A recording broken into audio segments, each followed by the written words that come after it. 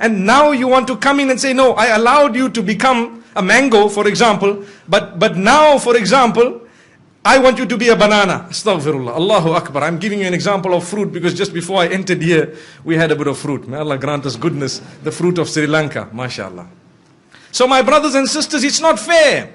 Do you know that when a child is born, Allah gives you almost 100% control over that child? You dress the child, you name the child, you decide when to bath the child, what the child will eat. All control. Don't say, I don't have control over my child. Allah said, I gave you full control when the child was born. That's the time you did not dress the child properly. You never read your own salah. There was no Quran ever played. There was nothing. And slowly, as the child grows up, one by one, Allah takes away the control of elements from you regarding that particular child. So when a child is a little baby, you can give the child a rattle. A rattle worth 1 rupee, and it will shake the rattle and smile and laugh with you. Let the child become 5 years old, give them the rattle, they will throw it back at your face. Dad, are you playing a fool with me? I need an iPhone. So at a certain stage, you had control over the child. What did you do when you had control over your child? Did you guide the child? This is why I say speak to the child earlier, because today we are losing control earlier. You can dress your child how you want when the child is 2 years, 3 years, even if the clothing is torn. Let the child get to 8 years, 9 years. Dad, I'm not wearing these shoes. Why? You make me look like one of those people living in the 1960s. Dad, I need the latest, this Nike Air where you walk, it bounces, May Allah subhanahu wa ta'ala protect us, grant us goodness and ease. My brothers and sisters, don't blame Allah subhanahu wa ta'ala for our failure. May Allah subhanahu wa ta'ala grant us success. So this is why I say, sometimes we need to adjust. The reason is, how can we allow or how can we facilitate for our children to live happily ever after when we did not let them marry the person they wanted, we made them marry someone they did not want. Now obviously I'm talking of something which is not the ideal. Ideally, Islamically, we need to speak about what should be happening. The parents of the girls and the brothers or the relatives should keep an eye. When they see potential husbands for their daughters or their sisters and so on, they should approach the gentleman or his family, or they should speak to their daughter about it. We have so and so, we are trying to, you identify, you speak to them, you let the two meet within the limits of the Sharia, and if they would like to take it further, you take it further. It's your responsibility as a male. That is ideal. And if the daughter says, no, I'm not too happy, don't be angry, no pressure. My sister, you have the right. It is haram in Islam to force your daughter to marry whom you want when she does not want. Totally forbidden. It is a major sin, in fact. You cannot do that. It is her choice. She can say no. At the time of Rasulullah sallallahu alaihi wasallam also, there were those who said, no, I don't want to marry this man, and they were not forced to it. May Allah subhanahu wa ta'ala grant us goodness. The only time we can force someone is if revelation has been revealed to say these two must be married, then we have no choice. But revelation will not be revealed in the case of us. May Allah subhanahu wa ta'ala grant us goodness. So, in that particular case, maybe she doesn't want to marry the first, the second, the third. You have introduced her to 5 or 10 with respect. And when I say with respect, you can find out from the scholars exactly how that should happen. What type of arrangement. You don't just say, okay, pick up my daughter at 9 o'clock and bring her back at 12 o'clock. That's not how you meet in Islam. It must be in your presence, in the sense that you are close at hand. The reason is, shaitan comes to the boys or the girls sometimes and makes them abuse one another in a way that wallahi they are left like used toilet paper without any form of respect. And then they say, no, I don't want to marry you. May Allah grant us goodness. May Allah grant us really the opening, and may He open our doors. So someone says, but why can't I get to know him more? You can. You can get to know him much more. You can meet 5 times. You can meet more than 5 times. But the rules of meeting are still the same. You will meet with your chaperone, with your mahram. You will meet with them close at hand. Come to your house or come to yours. One of the two. Either I come to yours, you come to mine. And we meet with total transparency. Within reach of your mahram, who is right there. May Allah subhanahu wa ta'ala grant us goodness. So no one can fool you. And you talk, you understand how you are communicating. And you may say, no, this is not really my cup of tea, and with respect you can turn that down, turn the next one down, the third one down, no problem, until the 35th one comes, you might want to say yes. Allahu Akbar. I'm just giving you a scenario that can happen. It has happened. Sometimes one or two people agree, sometimes they don't agree, don't worry. But remember, when you have turned one down, you may not get another one. Remember that. And when you have turned one down, you may not get another one as good as the one you have turned down. So you need to be very careful. And this is why we say, guide your child. My daughter, how do you feel? How's this man? What is wrong with him? Let's speak about it. Oh, I don't feel right. Okay, no problem. Let's see. And if they still feel we don't want, this is the ideal. Sadly today, daughter's gone to university, she comes back, Dad, you are lucky if she tells you. Allahu Akbar. You're lucky if she tells you. Very lucky, fortunate. At least you are not heading up the wrong tree. Because people are busy looking for someone, they don't know that already there is another monkey on the tree. It happens, a lot of cases, and this is why I salute and respect those children who can openly say, you know what, Dad, I have done something wrong, and this is what it is. And Dad, you don't just lift up your fist and start fisting your children. No, understand that you are also responsible. Do not get angry. You need to deal with something that has come into your home. This is when they will be able to live happily ever after. You know, whilst I'm talking, I see a few elderly people here. Wallahi, my due respect to you. We are now speaking of the age of today. We are not speaking of how it used to happen in your time. We are speaking of how it is happening today. It is a reality on the ground. So please excuse, sometimes people might feel this man was too open, you know, he's encouraging our sons and daughters to do this and that. Wallahi, they are already doing it. So stop blaming me. We know, and this is why if you see me, inshallah, when we grow of age, we will give the platform to younger people so we can learn from them how to tackle our own children. Believe me, it's a crisis. I'm not joking. What is the point of brushing your problem under the carpet completely until one day when that carpet is rolled, you notice that all the dirt is underneath. May Allah subhanahu wa ta'ala protect us. May He grant us happy homes. So, my brothers and sisters, I always like to encourage people to listen to their children. Look at the view. What do they have? Who do they want to marry? Sometimes we have our sons or our daughters, more so the daughters. They have arrived at a late age. For example, 30, 35. They are stigmatized in society because they are 30, 35. And sometimes the father just does not budge. And he says, look, you sort out your life. Why? And sometimes the other women of society stigmatize them to the degree that they are not invited to functions outside. Why? Now you are well past your sell-by date. Allahu Akbar. Allahu Akbar. I don't think you really understood what I said there. May Allah subhanahu wa ta'ala grant us goodness. Nobody is well past their sell-by date, my brothers and sisters. Remember, it's your duty, your responsibility. You could be 30, 40, 50. No harm. You need to still actively look for your child, for a spouse. And even if you as a male or a female have come across someone whom you may feel is a potential spouse, open your mouth. Without opening your mouth, you are guilty. Believe me, don't just sit and think that suddenly in your bedroom he's going to really plop out of the ceiling. Allahu Akbar. It's not going to happen. You need to open your mouth. Speak. Say something. Talk to your family, talk to someone, get a message across to his sisters or someone. And it is best to work with your family, because your family will be able to guide you along. They will need to support you. And if you have a difficulty, speak to the ulama. And I really plead with those who are slightly older, when you have your children, listen to them. Understand that this is a new generation. Their thinking will not be like yours. And with their children, it is an even newer generation. Their thinking will be even more different. One wonders. Sometimes I sit and I'm worried. How are my children going to get married, or yours? Later on, those who are younger, what will happen to them? We are worried. Wallahi, because society is changing rapidly. What was the case 10 years ago is no longer the case today. Wallahi, life has changed. May Allah subhanahu wa ta'ala grant us goodness. So, we said two qualities, when they come to you, do not deny. Deenahu wa khuluqahu. The religion of a man and his character and conduct, which makes part of his spirituality. If those two qualities are found in the man, his deen is okay, and his character and conduct is okay, he has come and asked for your daughter is keen and interested, don't say no for nothing. If you say no, the hadith says there is going to be great chaos on earth. What happens? Suddenly the jinn gets into your daughter's head, or sometimes the boy, sometimes he might find someone else, but the daughter suffers more. She suffers much more. Because something that was close at reach, dad has blocked it, mom has blocked it, it's something, and she would suffer a lot. And there is no shortage of women, there is a shortage of good men, believe that.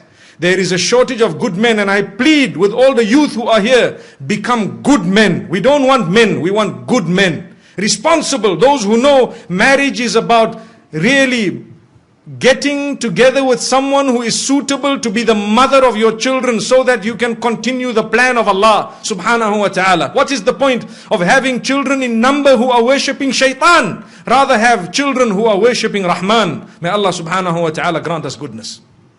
So this is why the youth, remember your bad habits like smoking, drugging, clubbing, pornography, wasting time on the telephone. And I sit here in Sri Lanka, because of the time difference, sometimes it's difficult to fall off to sleep, because time difference of various countries and where I come from and so on. Sitting and you see, mashallah, the world in Colombo is online at 3 in the morning. Allahu Akbar. 3 in the morning, someone messages you back, Allahu Akbar. But here in Colombo it's 3 o'clock. Brother, you are not from Africa, you are supposed to be asleep. No, I'm just covering my back as to why I was awake. Allahu Akbar. My brothers and sisters, what a beautiful relation we have. Look, we are Muslimin. We are talking about our deen. We are talking of crises that are facing society today. The youth, leave your bad habits. You need really to be a good man, so that you are able really to rear the champions of the ummah of tomorrow. May Allah subhanahu wa ta'ala grant that to us. And the same applies to the sisters. Sometimes we get caught up and hooked onto, Facebook and Twitter and this man and that man, and using it wrongly. You see, it's like a knife. You can either use it in the correct way, or you can use it in the wrong way. More so, people are using it in wrong. This is why if someone were to ask me, I would tell you I strongly discourage Facebook and Twitter and these social networks. Strongly discourage. You might say, well, why are you found there? Well, go and see how we use it. If you are using it in the same way, then perhaps you might want to revise that ruling. May Allah grant us goodness. But if you are using it to socialize, hello and how are you? I know of a case, and I'm going to say it bare, where there was a man who put a false image of someone else on his profile, and he lured a young girl who was in her teen age, to the degree that he flew across the ocean to meet her in a certain country, and yet he was 65 years old, a man with a totally false identity. May Allah subhanahu wa ta'ala protect our sisters, our daughters, and our sons as well. And this is why we say, az-zina daynun. Zina is actually a credit. You have borrowed something, it is going to be recompensed within your family members. You need to remember this. And this is something that has been said by the scholars of aforetime. Engage in tawbah, you can stop that. That's the beauty. They say if you fiddled with someone's daughter, someone is fiddling with your daughter. Allahu Akbar. You better engage in tawbah, so that nobody messes around with your children. Allahu Akbar. Remember this. Don't think that when you do something it does not have a reaction. Kama tadinu tudanu. As you do to others, so it shall be done to you. Unless you engage in tawbah and you ask Allah's forgiveness and you mend your ways and your habits. So remember this. Today we are facing a crisis in society, because the man who is angry at what his daughter is trying to do is already himself involved with 3 other women illicitly. It's happening in society. And then we want to live happily ever after? It cannot work that way. May Allah subhanahu wa ta'ala forgive us, grant us goodness, and open our doors. So as we were saying, the religion is important and the khuluq is important, character and conduct. Then what will happen, inshallah, we will support our children, we will live happily with them. We, inshallah, begin now. Now I will mention a few pointers of how it is that the marriage itself should be handled, so that we can achieve the mercy of Allah. I tell you why. Marriage is not just a joke. It's not just a social sort of a thing that happened. No, it is a sacred union. And Allah has said, "Ij'aluha fi masajidikum." Keep it in your masjids. It is best for you to have it in the masjid, the house of Allah, because you are going to mention the name of Allah. There are several verses that will be read, and you will see those verses in a few moments. I will inshallah go through them. And it is important for us to know that the house of Allah is that which has the greatest blessing in it. So your nikah, firstly, don't delay it. Do not delay nikah unnecessarily. Once nikah is ready, The two parties are happy, get that nikah done. So that any relation that happens between them thereafter happens in a way that is permissible. Remember that. Sometimes people say, no, my daughter is engaged. Brother, 3 years later, your daughter, no, she's engaged. I say, but brother, 3 years have passed. She had 2 abortions in the process. Do you know that? I'm not joking. I'm serious. My parents, you don't know what we know. They come to us for help when they cannot talk to you. I know. We cry when we see the children of the good people. Sometimes people we know. And they come to us, you know what, I have this problem and that problem. But sister, you are engaged to the man. How could this have happened? You know, my father told me you cannot marry now, you are still studying. My, Allahu Akbar. May Allah forgive us, really. Brothers and sisters, open your eyes. See what is going on. Ask the people what is happening. If you think we are not living in an era of hypersexuality, you are dreaming. You are dreaming. You are living in a dream world. We are living in the dirtiest society up to this age. There has never ever been a more hypersexual society than ours. Believe me, everything out there is about sex. And I'm saying this because I have to fulfill my duty as a scholar of Islam, to explain to the people what is going on out there and how we are heading in the wrong direction because we are living with blinkers. We don't even know what's happening. Ask your children in the universities what's going on. If you have a good link with them, they will inform you. Ask them. Tell them what is happening, or ask what is happening in the malls or in the shopping centers or at the workplace. You know, you can be the best and the most pious. Yes, if Allah has granted you protection, you will always be protected. May Allah grant us goodness. There are people amongst us, and I'd like to hope that the bulk of us seated here, pure, good people by the will of Allah, you know how difficult it is to remain on that path. You know how easy it is to sin. Today it is easier to sin than it is to abstain from it. Allahu Akbar. It is easier to abandon your hijab than it is to don it. It is easier to leave your salah than it is to fulfill it.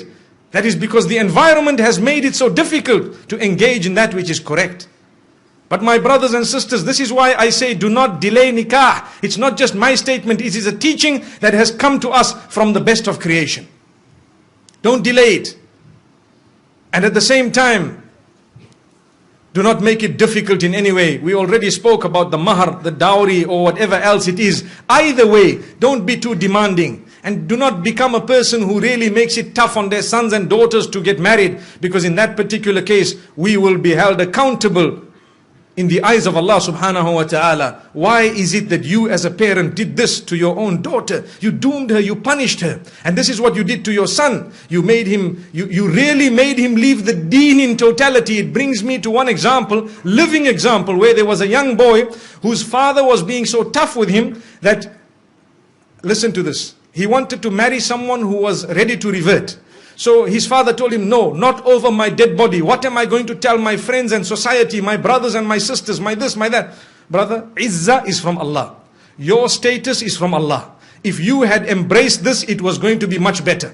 So you can explain to your friends and your family, look, you know, I tried my best, but today's society, you know, sometimes the children are doing their own thing and we have to try our best, saddidu wa qaribu, to make the most of what it is and to guide them as best as possible. And you know, we will see how best they can manage. But instead of that, this father chose to say, over my dead body. So what did the son do? He asked for help from some of the scholars and so on. And sometimes there is a limited amount of help you could actually offer, because if a man is being stubborn, you cannot really win. So after some time, he converted and left the fold of Islam and gone. Why? Because to him, the child was lost. And the father is still proud of his action. I don't mind if he became a non-Muslim, but at least nothing happened against my will. And he told his family members, you know, your children, if they want to do the same thing, you should also engage in this type of thing. How? The woman was ready. So I had an opportunity to address this young boy. And when I spoke to him, he told me something that is really a question of the age. When I say question of the age, I mean sometimes the mind starts asking these questions. He said, you know, this woman is such a good woman that I married. She has so many good characters and conduct. She told me I'm ready to do anything. You know, I explained to her about the little I know about Islam and she was ready. And then what happened is, When my father and my parents said no and everybody disagreed and they, the mother, he says my mother didn't really mind, but she has to follow what my father says. So after some time, they questioned me, her parents, to say, look, we were all okay for our daughter to, to enter the fold of Islam. Now, if she is not going to enter the fold of Islam, then why don't you enter our faith? So he said, yeah, it makes sense. You see? He said, yeah, it makes sense. If they refuse, I will not refuse. You people are not refusing. So he says that is what made him turn. Now look at this. The young boys of today, this is the logic they are using. They will not tell you Islam is correct and Islam believes in all the previous messengers and Islam, Allah is one. Even the father perhaps doesn't read Salah correctly, but he was proud with his action. May Allah subhanahu wa ta'ala forgive that man. Really. We tried very hard, but to be honest with you, it is only Allah who can bring people back. And that's why I say it is foolish. Sometimes you might lose your child totally. Rather you lose them 20%. Allahu Akbar. Like I said, moments ago, and this is very true. I've said it here in Colombo in the past and I want to repeat it. We have instances where people come and say, Sheikh, there is a jinn, my daughter has a jinn. We say, okay. So the daughter says, I see stars at night, I hear voices, this is what happens when I go this way, I see a shadow, that happens. I know default. This girl could not marry the man she wanted to marry, and so she is seeing stars. Because now she's not eating, now she's not drinking, now she is seeing things, now her life is coming to a mess, and so on. Or sometimes it's connected to diet. Diet meaning, because someone told her you're too fat, you're not good looking. So she stops eating, so there is no protein, no minerals, no vitamins, no nothing in the body. So she starts seeing stars, the blood pressure is low, and she starts, so you tell her two or three things. Firstly, you say, jinn does not like a person who is very strong, good, Al-mu'minu al-qawiyyu khayrun wa ahabba ila Allah min al-mu'min al-da'if wa fi kullin khayr. The hadith says, a believer who is strong, and strong both, meaning in your belief and even physically, is more loved by Allah subhanahu wa ta'ala than one who is weak in belief and weak physically. Intentional physical weakness is something that is wrong. Do you know that? If you are physically weak and you are doing nothing about it, that is wrong. Islamically also it is wrong. So anyway, you tell them to have their dairy products and their red meat and so on within a certain limit, and suddenly the jinn is gone. That was not a jinn, that was just your diet. And sometimes you ask them a straight up question. Are you married? No. Do you want to marry a particular person? They keep quiet. Father is sitting there, that's the problem. He is the disaster. That is the jinn. The father is the jinn. Allahu Akbar. Allah protect us and grant us ease. May Allah open our doors. I'm speaking from a lot of experience. I'm not joking with you. A lot of experience. We know what goes around. So you find your child is very sick and ill. Sometimes it is because of some form of imbalance within the home, not necessarily in the mind. But imbalance in the house then causes an imbalance in the brain. Then when your child becomes totally mental, requiring medication for the rest of their lives, who are you going to blame? Allahu Akbar. It was simple for you, but you made it tough on yourself. Look at how today we have only started speaking, but we are speaking so much of reality on the ground. Because this is why we do not live happily ever after. Wife after 10 years tells the husband, I never ever wanted to marry you. Do you know that? But it took you 10 years to tell me. And husband says, guess what? I was also forced. Now, what is the point? What is the point? Their parents are foolish. Man is telling his wife after so many years, I was forced, I didn't want to marry you. And the woman is saying, I didn't want to marry you. So who is responsible for not allowing the couple to live happily ever after? And at the same time, there are 3 couples that are saying the same thing to each other. Because that man, the one he wanted to marry, is telling the same statement to her husband. And that woman, the one whom she wanted to marry, is telling the same statement to Allahu Akbar. May Allah subhanahu wa ta'ala grant us goodness. This is called إِلَّا تَفْعَلُوهُ تَكُنْ فِتْنَةٌ فِي الْأَرْضِ وَفَسَادٌ عَرِيضٌ. This is why the hadith says, if you are not going to allow that marriage, there will be great chaos and fitna on earth. All marriages are breaking up. Today when people get married, we need to ask, so when is it breaking? Allahu Akbar. Because more marriages, I was thinking that more marriages are breaking than happening. So someone might say, but that can't be the case. It can be the case, because this year, if there have been 200 marriages and 300 divorces, those of last year are also divorcing now. Allahu Akbar. As time is progressing, there are people who are unhappy in marriage. If I were to tell you, my brothers and sisters, without exaggeration, that more than half of us sitting here have a problem at home, I don't think I would be lying. I'm sorry to say this. I'm very sorry. I apologize in advance. I might be wrong, but according to what I know, I think I've worded it carefully. I'm not saying that you are breaking or your marriage is broken, but we do not have a problem at home. I don't think so. I think more than half of us would admit, if we had to, that we have a problem at home. Why? Because of something. What is the thing? Ask yourself, the day you were married and you said, yes, I accept her as my wife, the name of Allah was used, the verses were read, you don't even know the meaning of those verses up to today, and you led your life in a way that was not in that direction, so today you are sitting with a problem. Sin actually reduces the chances of living happily ever after. When you want to sin and you do not want to be responsible, you will reduce the chances of living happily ever after. And when you were married, you were so happy. Are you as happy as you were that day, today? If the answer is no, what went wrong? Diagnose it, change it. Let me quickly read for you the 3 verses that are read in Khutbatul Hajah, which is often repeated when it comes to nikah. The first one. يا أيها الناس اتقوا ربكم الذي خلقكم من نفس واحدة وخلق منها زوجها وبث منهما رجالا كثيرا ونساء واتقوا الله الذي تساءلون به والأرحام إن الله كان عليكم رقيبا. O people, Allah starts by saying, O people, the beginning of Surah An-Nisa. Be conscious of your maker, your Rabb, your nourisher, cherisher, sustainer, provider. Be conscious of the one who is in absolute control of every aspect of your existence, which means develop your piety. O people, be conscious of your maker, the one who created you from a single soul, who is Adam. And from it, he created Hawa, he created its spouse. And from the two of them, he caused a multitude to spread on the earth. From the two of them. Fear him or be conscious of him.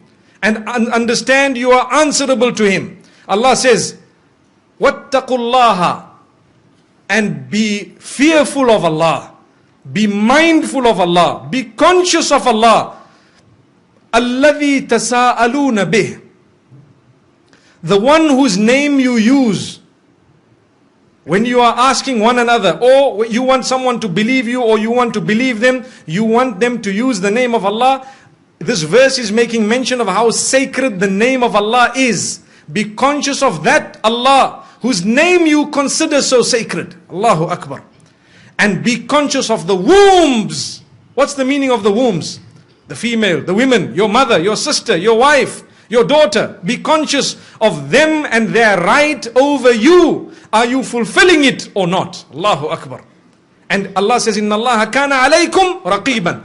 Allah is very, very watchful over you. Raqib, someone who is watching very carefully, taking note of that which is going on. So behind closed doors, watch out how you treat your women. Be careful, your mother, your daughter, your wife, your spouse, meaning your sister and so on. Be careful. Allah says, I am watching. And Allah is all watchful. That is the first verse. Allah is warning us to say, be careful.